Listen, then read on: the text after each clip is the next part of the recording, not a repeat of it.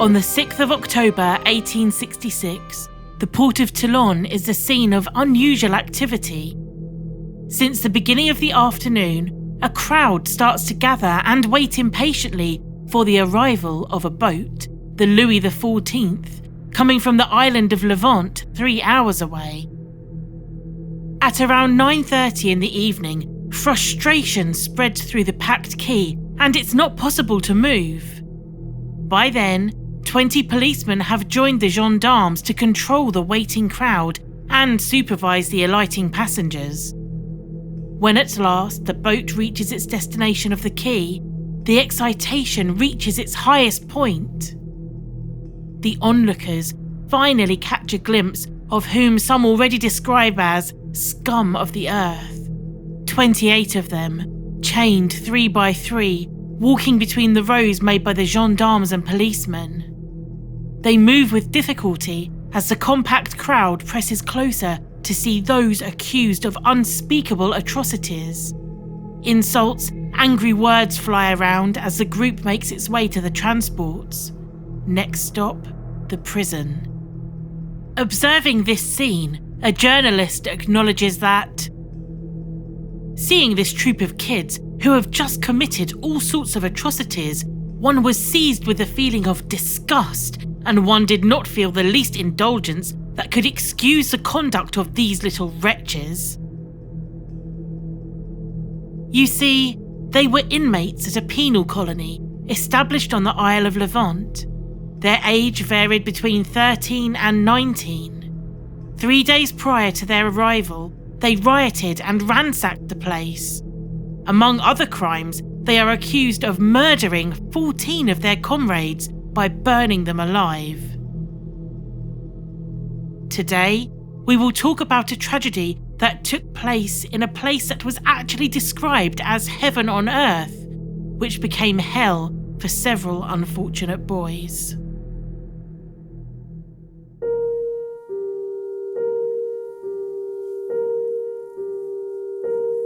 The events leading up to the riot take place on the 2nd and 3rd of October 1866.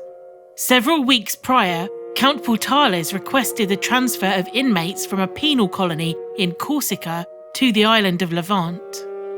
On the 28th of September 1866, 65 boys arrived at the colony. This exacerbated the existing tension between inmates and wardens. These 65 new boys are categorised as undisciplined and rebellious by the Corsican penal colony. At their arrival, they do prove to be resistant to any kind of discipline. They complain about the food and refuse to work unless they receive better meals twice a day, tobacco, coffee, and also 6 hours of break every day. However, the protests about the food are not actually a new occurrence, and the bursar had cut corners to make savings. Rotten meat and watery vegetables made their apparition on the plates of the children. If they complain, they are sent to the cells. Slowly, a smouldering anger gains ranks of the young convicts. On the 2nd of October, a group refuses to work and escapes the building to go swimming. In the meantime, the director musters people to regain control of the discipline. He only has at his disposal 8 wardens and 7 island inhabitants to control 288 unruly boys. When the escapees return to the colony, the conflict escalates further. Going to the dormitory, the group works their comrades into a frenzy, and then the rampage starts. They break doors, windows, furniture, and even partition walls. Coudrier, one of the inmates, runs from room to stir up more anger. Before the arrival of the Corsican group to the colony, he kept repeating to all who would listen, "When they arrive, we will revolt. We will no longer work, and we will take our revenge on those who have wronged us." While working in the kitchen, he also made sure that the food given to the Corsican group was of lower quality to ensure that they would be enraged. At this point, it's important to note that not all the inmates participated in the riot. A group leave the colony and go to the castle, the director's house, where his wife and daughter stayed. Their purpose was to actually protect them from the anger of the rioting prisoners.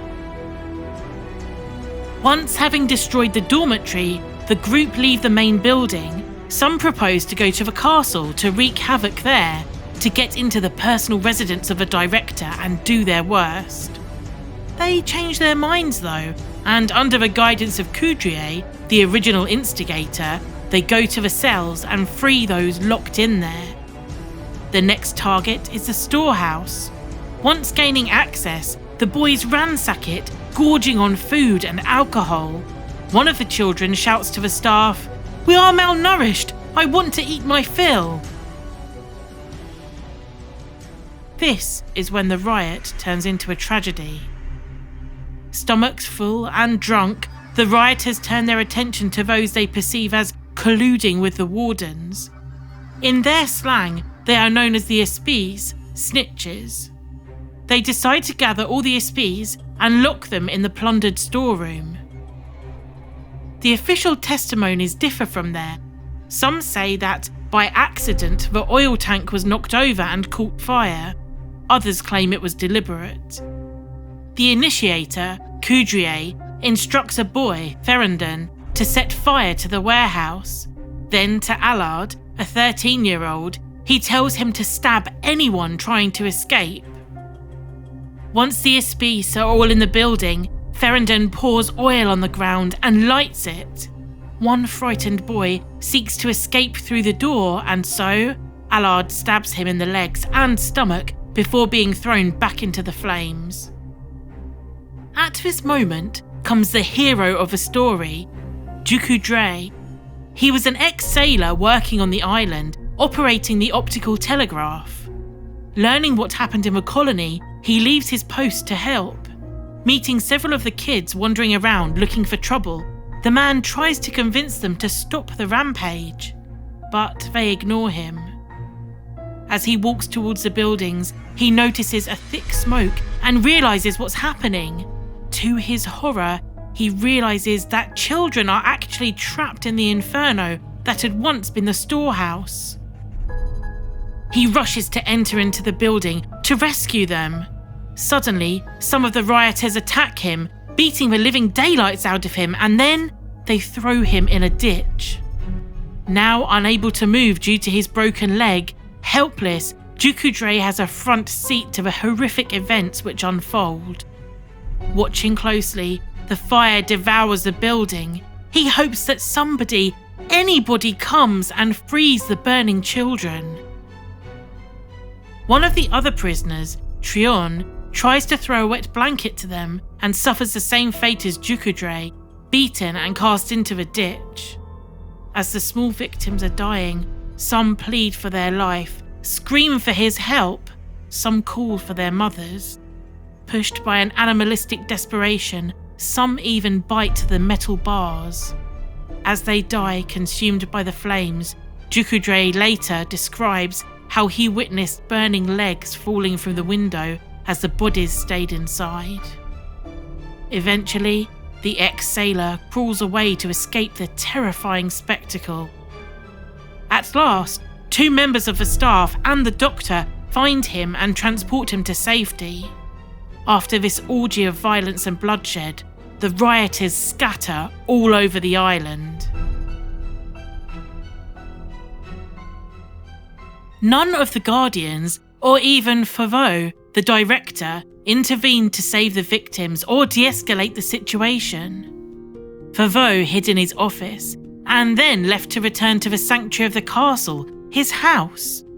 The chief warden goes to the chapel to remove the vessels used for mass and hide them. In the morning, the director, fearing for his life, leaves the island with his family and the chaplain.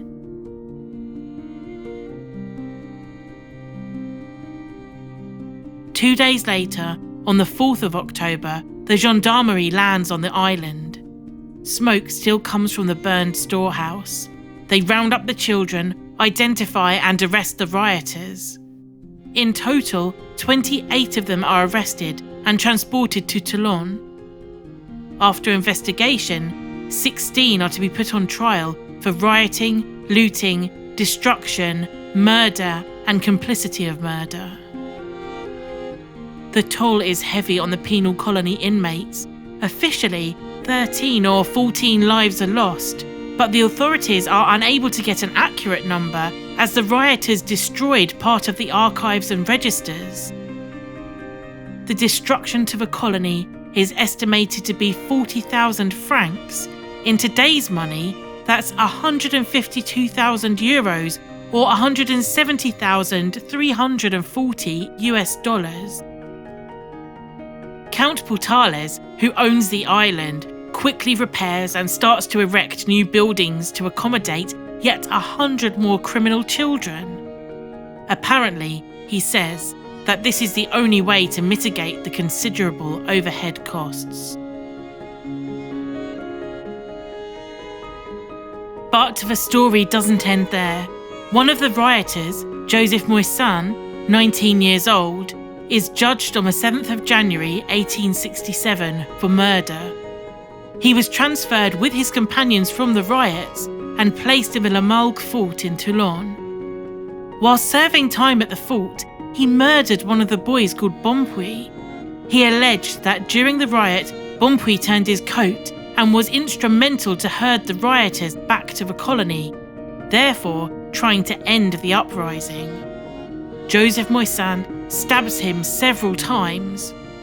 While his victim agonises, he announces, "I don't care, I'm meant to go to Cayenne, better I go right away." He is condemned to 10 years of hard labour.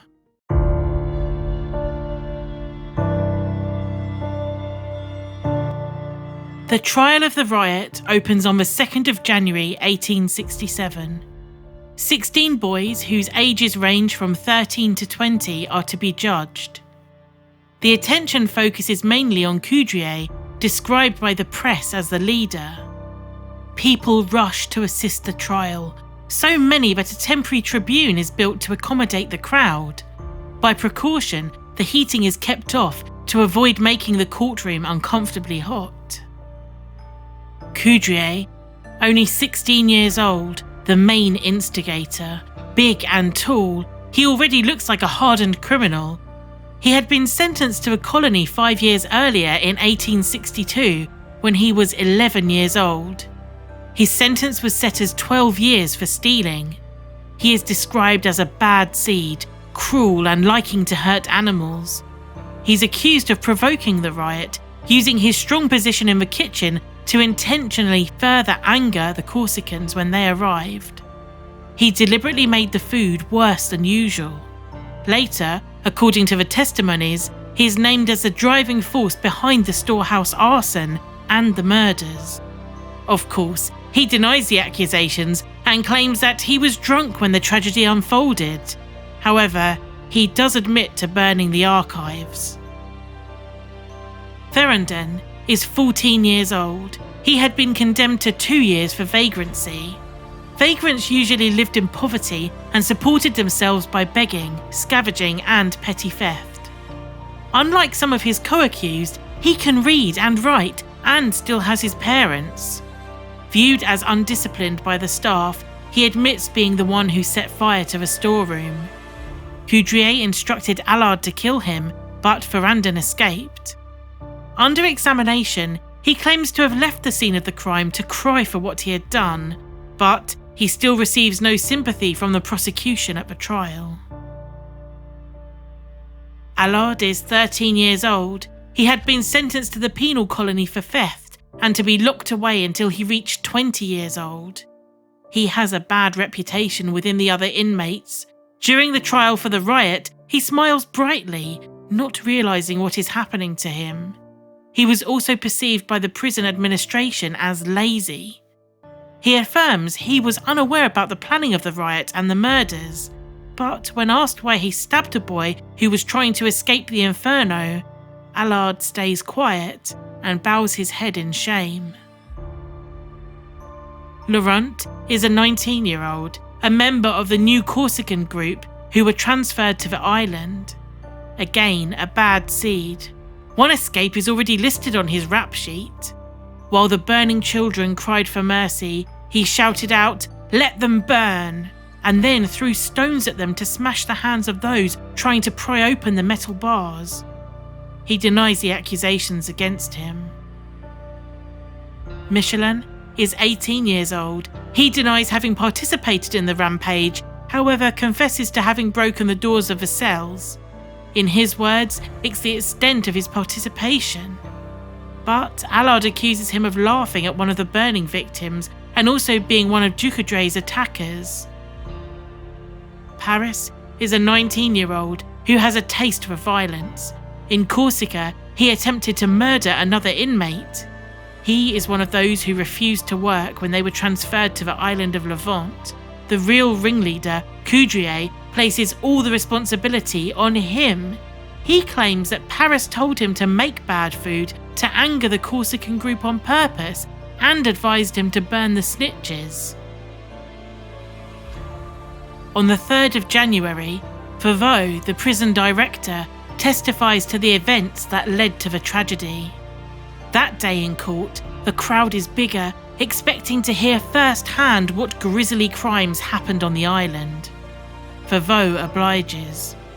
But during the testimony, the president interrupts him, asking why the director did not use the brute force at his disposal to control the rioters. The president then begins criticising him for staying in his office instead of acting as the tough leader he was supposed to be. Favreau tries to justify his actions as he did not want to spill the blood of the children.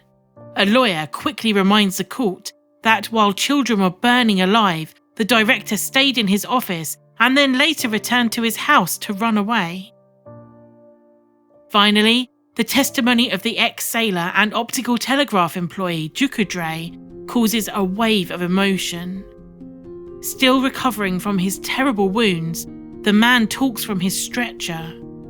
Whilst telling his story, it's clear that he feels guilty for not saving the children. The president of the tribunal expresses his respect and admiration for the courage he displayed during the ordeal, contrasting his action with those of the cowardly director. At the end of the trial, after 2 hours of deliberation, the riot instigator Coudrier and 3 others are condemned to life in prison. The rest receive different, varying sentences. Only Coudrier shows some emotion with the verdict and begins to weep after hearing the sentence. Ducoudray, for his bravery at running headlong into the riot to save the children and staff, receives the highest honour that the French state could bestow on him, Chevalier de la Légion d'Honneur. Finally, the minister asked the Count Portales to sack the current island prison staff and recruit new employees.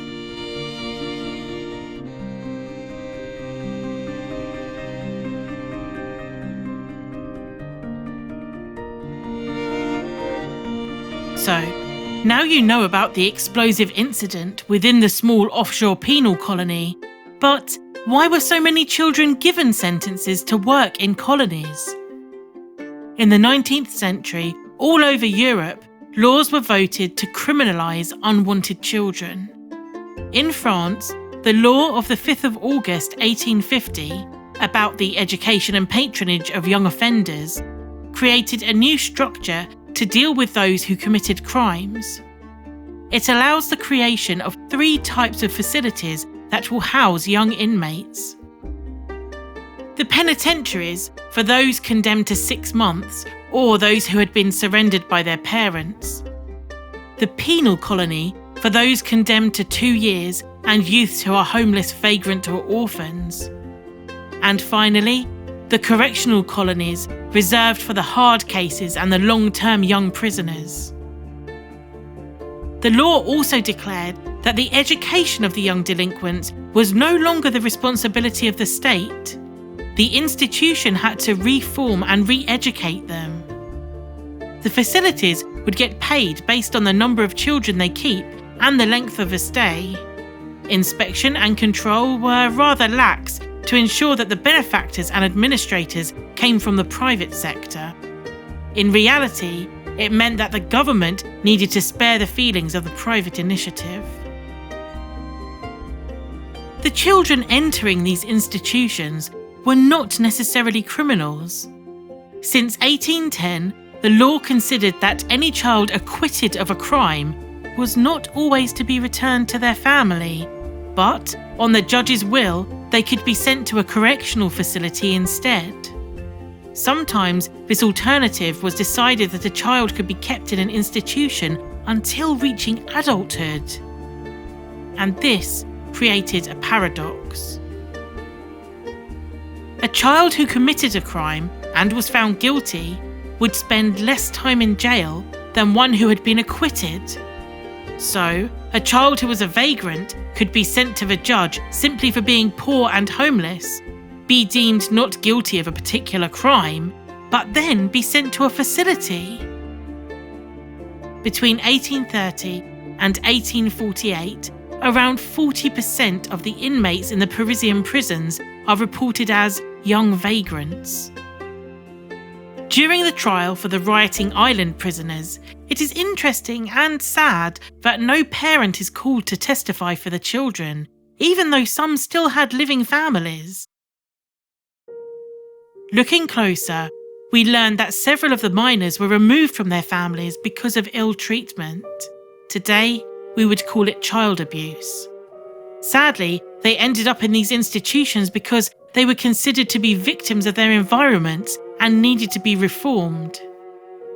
Due to the financial and material limitation of 19th century France, it was not possible to create separate institutions taking care of children considered to be in danger or offer mental health counselling for traumatised youths.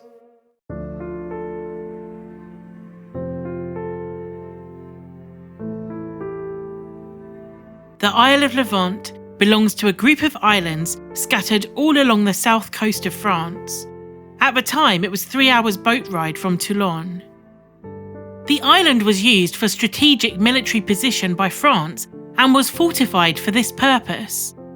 In 1857, the Count of Pourtalès bought the island, and by 1861 he gained the authorization to create a penal colony. This is the beginning of the Colonie Agricole Pénitentiaire de Sainte-Anne, Agricultural Penitentiary Colony of St. Anne. The aim was to develop arable land to produce fruits, vegetables and wine. It's understandable why the lure of cheap dependent labour from young criminals was very attractive. The first inmates arrived in March 1861, and 5 years later, in 1866, they numbered around 300. The purpose of the institution, as stated by Pourtalès, was to reform the boys. The island had a lot of fertile land that could be cultivated. At the time, some of it was already being used as a vineyard. The beginnings are difficult, and the first director who was hired was a man without any experience to manage a prison. He is quickly replaced. Count Pourtalès contacts the prison service, who then dispatched Mr. Favreau, the current director at the time of the riot. The man reorganised the place, even confessing that he used extra legal means to re-establish the discipline. He sent those who were considered to be too rebellious to the larger island of Corsica, 200 kilometres away. He built a bakery on Levant to make sure the children working there received good quality bread for each meal. According to the new director, the children were treated fairly, receiving enough food and getting paid for their work. The money they earned from chores was put aside with the promise that the children would receive it when leaving the colony at the end of their sentence. However, if they lose or destroy any clothes provided by the administration, money would be taken from their fund. The children were scheduled to work 9 hours a day in the summer and 7 hours a day in the winter. At the time of the riot, there were 295 inmates spread in cells housing 7 or 8 boys. They are reported to have 2 school hours a day.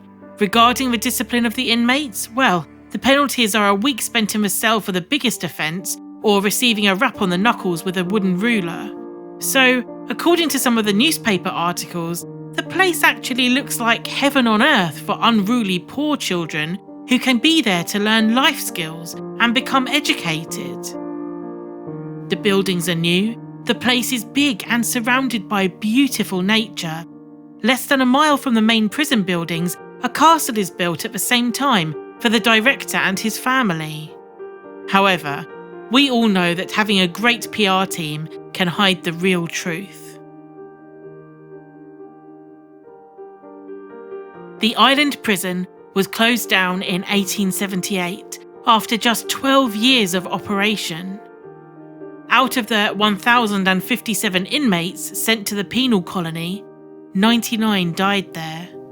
And that's only the official records, which were partially destroyed during the riot. If we break that down further, it amounts to 1 in 10 children dying. Not so much of an island paradise when you look at it that way. And as we mentioned at the start, complaints about food were already happening before the boys arrived from Corsica and the island was understaffed.